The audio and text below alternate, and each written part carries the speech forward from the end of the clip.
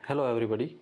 तो आज के इस वीडियो के अंदर हमें जो डिस्कस करना है वो इस तरह से है कि free oscillations, forced oscillations and damped oscillations क्या होते हैं। इससे पहले हमने देखा था कि सिंपल हार्मोनिक मोशन क्या होती है, सिंपल पेंडुलम की मोशन कैसी होती है और उसके लिए टाइम पीरियड का फॉर्मूला हमने देखा था। और उसके बाद देखा था कि स्प्रिंग की जो मोशन होती है वो भी सिंपल हार्मोनिक मोशन होती है और उसके लिए भी हमने टाइम पीरियड का फॉर्मूला वहाँ से फाइंड किया था। तो आज को इस वीडियो को वहीं से आगे बढ़ाते हुए हमें जो आज डिस्कस करना है कि कुछ स्पेशल जो ऑसिलेशंस होते हैं वो free, forced and damped oscillations क्या होते हैं। और यहाँ पर कुछ आगे आगे चीज़ें हम डिस्कस करेंगे कि ऑसिलेशंस की में ही कि रेजोनेंस क्या होता है, शार्पनेस ऑफ रेजोनेंस क्या होता है, वो अगली वीडियो के अंदर डिस्कस करेंगे। आज हमें ये तीन चीज़ें डिस्कस करनी है और समझेंगे कि हमारे जो फिजिक्स के अंदर जो 11th 12th या पॉलिटेक्निक के स्टूडेंट्स के लिए जो थ्योरी या कॉम्पिटिशन्स से संबंधित कुछ क्वेश्चंस यहाँ से आते हैं कि और फ्री, फोर्स और डैम्प्ड, ऐसे ये तीन टॉपिक्स हैं जो बहुत बार पूछे गए हैं। तो समझते हैं इनको वन बाय वन करके कि फ्री ऑसिलेशंस हम किसको कहते हैं। आइए तो देखते हैं कि जब कोई वाइब्रेशंस होते हैं या ऑसिलेशंस होते हैं, मान लीजिए हमारे पास एक स्प्रिंग है, स्प्रिंग को हम थोड़ा सा नीचे खींच कर छोड़ दें तो हम देखेंगे कि ये अपनी मेन पोजीशन के इधर उधर टू एंड फ्रो जो डायरेक्शंस है उसमें ये मोशन करने लगती है और वहाँ पर ये उसका टाइम पीरियड भी होगा और इसका जो कुछ एम्पलीट्यूड भी वहाँ पर होता है। और हम देखते हैं कि कुछ समय के बाद बॉडी वहाँ पर अपनी विराम अवस्था में आ जाती है, यानी कि उसका जो एम्पलीट्यूड है वो धीरे धीरे धीरे धीरे कम होता चला जाता है। अब वो उसका एम्पलीट्यूड कम होते क्यों चला जाता है? क्योंकि हम जानते हैं कि जब भी एयर के अंदर हम कोई ऑसिलेशंस कराएंगे तो उस पर कोई ना कोई फोर्स या एक्सटर्नल जो भी एयर मॉलिक्यूल्स हैं या वहाँ पर उसको कुछ उसकी मोशन का अपोज करते हैं, जिसकी वजह से उसका जो एम्पलीट्यूड है वो धीरे धीरे घटता चला जाता है। और यहाँ पर इसका अपना टाइम पीरियड होता है और फ्रीक्वेंसी भी होती है। यहाँ पर हमने इसके लिए एक टाइम पीरियड का फॉर्मूला फाइंड किया था, T बराबर 2 under root m upon k। यहाँ पर m mass of the body जो ऑसिलेट कर रही है and k is the force constant of the spring. ये इसका टाइम पीरियड का हमने यहाँ से फॉर्मूला कैलकुलेट किया था। और इसकी जो फ्रिक्वेंसी थी ओमेगा बराबर थी यहाँ से under root m upon k। तो यहाँ से इसको ओमेगा नोट कर हम यहाँ शो कर सकते हैं। ओमेगा नोट का मतलब है कि ये जो फ्रिक्वेंसी है ये इसकी अपनी फ्रिक्वेंसी है, बाहर से ऐसा कोई फोर्स या कोई एक्सटर्नल एजेंसीज पे काम नहीं कर रही है। ये इसकी अपनी नेचुरल फ्रिक्वेंसी से ही दोलन यहाँ पर ये करती है, अपनी स्वाभाविक आवृत्ति से ही दोलन करती है। और ऐसे ऑसिलेशंस को जब कोई बॉडी अपनी स्वाभाविक, अपनी नेचुरल जो उसकी फ्रिक्वेंसी है उससे ही ऑसिलेशंस करे, तब ऐसे ऑसिलेशंस को हम फ्री ऑसिलेशंस कहते हैं। उस पर कोई बाहर से कोई फोर्स काम नहीं कर रहा होता है।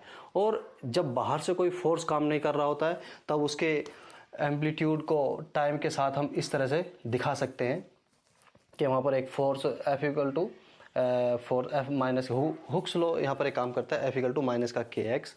ये यहाँ पर एक फोर्स इस पे है जो स्प्रिंग का अपना एक रेस्टोरिंग फोर्स है, प्रत्यानयन बल हम जिसको बोलते हैं।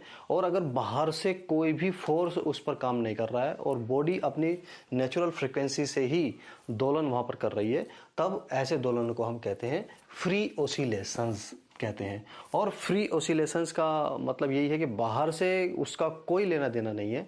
जैसे एग्जांपल के लिए हम कहें कि अगर हम कोई काम कर रहे हैं और हमें उस काम करने को पूरी फ्रीडम दी जाए, हमारे पर कोई भी प्रेशर ना हो, हमारे बॉस का कोई प्रेशर ना हो, तो हम अपनी मर्जी से जो काम करते हैं हम उसे कहते हैं कि हम अपनी फ्रिक्वेंसी से उसको काम कर रहे हैं। हमें कोई नहीं कह रहा उसको उस काम को करिए, हम जो चाह रहे हैं वो अपनी मर्जी से काम कर रहे हैं, तो हम पर किसी का कोई दबाव नहीं है। तो ऐसे फ्रिक्वेंसी को हम नेचुरल फ्रिक्वेंसी कहते हैं जो अपनी मन से काम किया जाता है। तो यहाँ पर भी अगर ये अपने ही तरीके से दोलन कर रही है, अपनी फ्रिक्वेंसी दोलन कर रही है, तो उसको दोलन को हम एक फ्री ऑसिलेशंस वहाँ पर कहते हैं। कोई इस पर प्रेशर नहीं है, किसी का कोई दबाव नहीं है। तो ऐसे ऑसिलेशंस को अगर उस पर कोई एक्सटर्नल फोर्स काम नहीं कर रहा है तब उसके हम दो ऑसिलेशंस को इस तरह से दिखाते हैं कि एम्पलीट्यूड समय के साथ कभी भी कम नहीं हो रहा है, या कम हो रहा है तो बहुत टाइम बाद उसका एम्पलीट्यूड कम हो जाएगा। एम्पलीट्यूड कम क्यों हो जाएगा? क्योंकि ये तो एक आइडियल केस है कि एम्पलीट्यूड कम ना होना, मतलब जो बॉडी ऑसिलेट कर रही है उस पर कोई भी बाहर से एयर का रेजिस्टेंस या कोई भी एक्सटर्नल फोर्स उस पर काम नहीं कर रहा है। तो ये तो आइडियल केस है, प्रैक्टिकली ये पॉसिबल नहीं है। प्रैक्टिकली हम देखते हैं कि कुछ ना कुछ जो ओसिलेशंस हैं उस पर एक बाहरी रेजिस्टेंस काम करता है, फोर्स काम करता है, तो जिसकी वजह से एम्पलीट्यूड धीरे धीरे धीरे धीरे कम होता चला जाता है। यानी कि वहाँ पर जो स्प्रिंग फोर्स कांस्टेंट है तो वहाँ पर माइनस के एक्स और प्लस माइनस में एक और टर्म यहाँ पर आ जाती है माइनस बी वी। बी एक यहाँ पर डैम्पिंग कांस्टेंट होता है और वी क्या होती है, जो बॉडी ओसिलेट कर रही है उसका ये वेलोसिटी भी होती है, जो डैम्पिंग फोर्स इस पे काम करता है, जो फोर्स एक्सटर्नल फोर्स इस पे काम कर रहे हैं। तो हमने देखा कि जो फ्री ओसिलेशंस हैं उनके हम इस तरह से उसके ओसिलेशंस को दिखाते हैं और इनका एक कांस्टेंट एम्पलीट्यूड होता है जिस पर कोई एक्सटर्नल फोर्स काम नहीं करता। लेकिन ये आइडियल चीज़ है, बिल्कुल आइडियल चीज़ है, प्रैक्टिकली ये पॉसिबल नहीं है। कि प्रैक्टिकल पॉसिबल क्यों नहीं है, क्योंकि ऐसा तो वैक्यूम में हो सकता है कि जहाँ पर बिल्कुल भी कोई रेजिस्टेंस ना हो, लेकिन यहाँ पर प्रैक्टिकली वो पॉसिबल नहीं है। प्रैक्टिकली तो ये है, क्यों? क्योंकि अगर हम इसको थोड़ा सा दोलन करा दें तो वो धीरे धीरे धीरे धीरे अपना एम्पलीट्यूड एक समय के आने के बाद उसका कम होता चला जाता है, क्योंकि एनर्जी, क्योंकि जो पार्टिकल ऑसिलेट कर रहा है उसके पास एनर्जी होती है। हमने देखा था पिछली वीडियो में भी कि उसकी काइनेटिक एनर्जी क्या होती है, पोटेंशियल एनर्जी क्या होती है, टोटल एनर्जी क्या होती है, और हमने देखा था कि जो टोटल एनर्जी है वो इसके एम्पलीट्यूड पे कहीं ना कहीं डिपेंड करती है। तो जब इसका एम्पलीट्यूड कम होगा, कम होने का मतलब है कि पार्टिकल की एनर्जी कम हुई है, उसको एनर्जी धीरे धीरे उसकी कम होती चली जाती है, और एनर्जी का लॉस होगा तो एम्पलीट्यूड में भी उसको कमी आएगी। तो ये इस तरह से हमने इसको दिखाया है।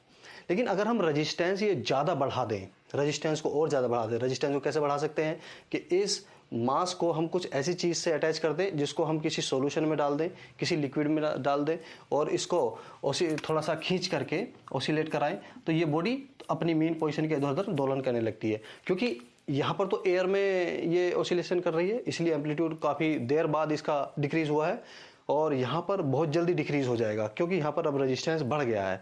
तो ये जो ओसिलेशंस हैं जहाँ पर एम्पलीट्यूड कम होता है उसको हम कहते हैं डैम्प्ड ओसिलेशंस। डैम्प्ड ओसिलेशंस का क्या मतलब हुआ, जहाँ पर उसका एम्पलीट्यूड समय के साथ डिक्रीज करता जाए। यहाँ पर समय के साथ थोड़ा धीरे धीरे डिक्रीज कर रहा है क्योंकि रेजिस्टेंस कंपैरेटिवली कम है। यहाँ पर बहुत तेज़ी से डिक्रीज कर रहा है क्योंकि रेजिस्टेंस हमने ज़्यादा लगा दिया है लिक्विड के अंदर इसको डुबो के, तो वहाँ पर डैम्पिंग ज़्यादा है। ये जो डिक्रीज करता है उसको एक टर्म यहाँ पर एक्स्ट्रा ऐड हो जाती है जिसको हम कहते हैं डैम्पिंग। ये टर्म है यहाँ पर बी, यहाँ पर डैम्पिंग कांस्टेंट है, और जो यहाँ पर ये रेजिस्टेंस लगता है वो इस बॉडी के जो वेलोसिटी है उसके डायरेक्टली प्रोपोर्शनल होता है, इसलिए यहाँ पर बी वी हमने ये लिखा हुआ है। अब जो यहाँ पर एक तरीके से फ्रीक्वेंसी आएगी वो इसकी ये वाली फ्रीक्वेंसी नहीं होगी बल्कि अलग फ्रीक्वेंसी होगी। तो ये तो फ्री और डैम्प्ड ओसिलेशंस के बारे में हुआ। फ्री ओसिलेशंस क्या होता है, जिस पर कोई फोर्स काम ना करे, बॉडी अपनी नेचुरल फ्रीक्वेंसी से ही दोलन करती है।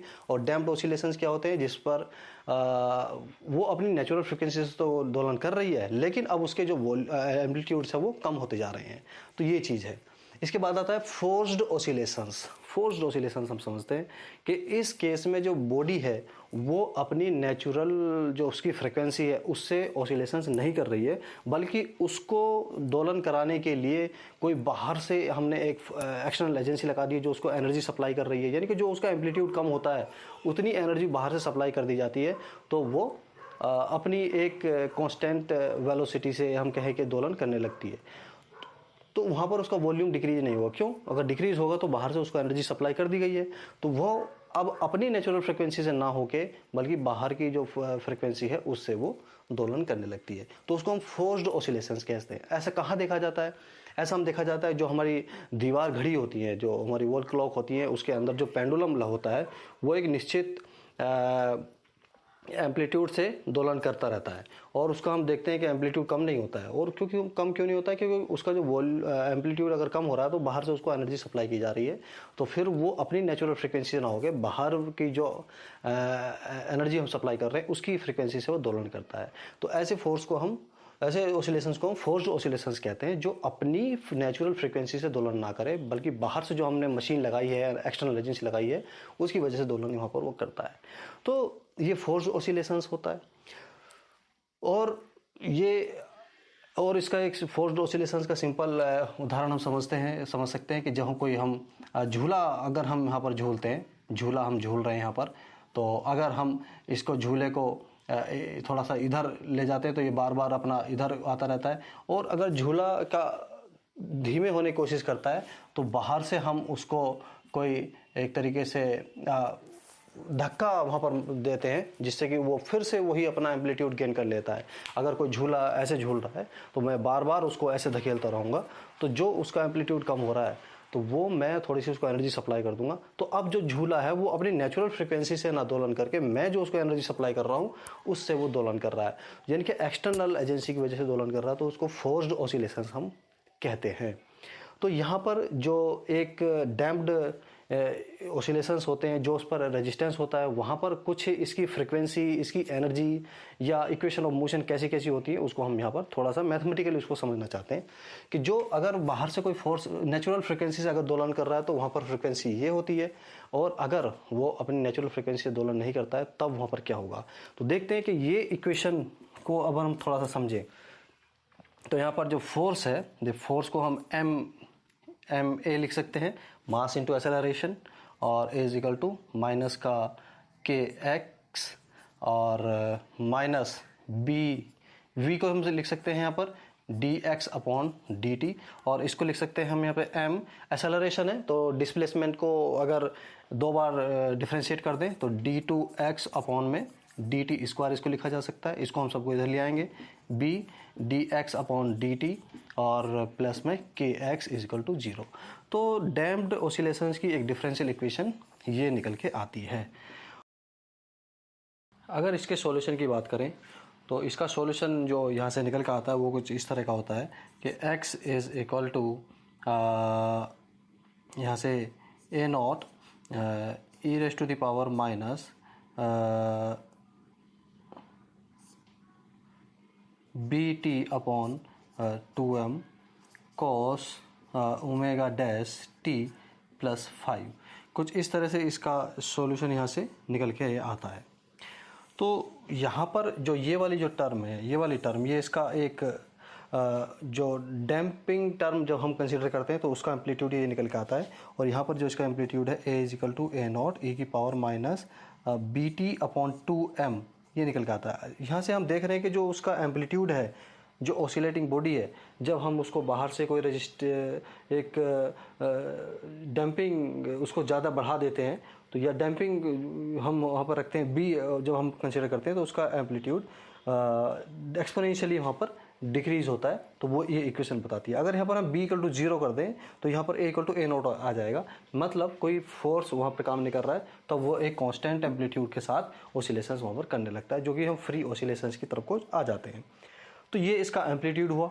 और इसके बाद जो ओमेगा डैश यहाँ पर ये है, जो ओमेगा डैश यहाँ पर ये है, this is equal to the frequency, जो यहाँ पर रिजल्टेंट फ्रिक्वेंसी है। जब बाहर से उस पर एक फोर्स भी रेजिस्टेंस वहाँ पर काम कर रहा है तो वो जो फ्रिक्वेंसी यहाँ पर है वो यहाँ से निकल के आती है। This is equal to omega naught का square minus B square upon 4m, ये निकल के आता है। ओमेगा नॉट स्क्वायर जो उसकी नेचुरल फ्रिक्वेंसी होती है, ये वो यहाँ पर होती है। तो अब उसकी जो फ्रिक्वेंसी है वो पहले से कुछ बदल जाती है, तो इस फ्रिक्वेंसी के साथ वो वहाँ पर ऑसिलेशंस करने लगता है, जो डैम्प्ड ऑसिलेशंस यहाँ पर है। क्योंकि एम्पलीट्यूड चेंज हो रहा है तो उसकी एनर्जी भी चेंज होती है, और हम जानते हैं कि जो एनर्जी है, total energy of the oscillating body है, वो उसके एम्पलीट्यूड पे स्ट्रांगली डिपेंड करती है। अगर एम्पलीट्यूड डिक्रीज होगा तो उसकी एनर्जी भी डिक्रीज यहाँ पर हो जाती है, और जो उसकी टोटल एनर्जी है वो भी एक्सपोनेंशियली डिक्रीज होती है। E equal to E naught E की power minus B T upon M. तो इस एक्सप्रेशन के साथ उसकी एनर्जी भी डिक्रीज होती है, और जब एनर्जी डिक्रीज होगी तो हर एम्पलीट्यूड के बाद उसका एनर्जी डिक्रीज होता जाएगा, और एक टाइम के बाद उसकी एनर्जी यहाँ पर ख़त्म हो जाएगी और पार्टिकल अपनी इनिशियल पोजीशन में आ जाएगा। तो ये डैम्पिंग टर्म को कंसीडर करने का एक मैथमेटिकल एक्सप्रेशन या एक मैथमेटिकल एक्सप्लेनेशन यहाँ पर ये हुई। इसके बाद हम देखेंगे कि रेजोनेंस क्या होता है जब हमारी फ्रिक्वेंसी मैच करती हैं, और शार्पनेस ऑफ रेजोनेंस क्या होता है, और उसके क्या वहाँ पर एडवांटेज या डिसएडवांटेजेस हैं साइंस के अंदर, तो वो हम सबसे समझेंगे। तो ये आज 3 चीज़ें हमें यहाँ पर डिस्कस करनी थी।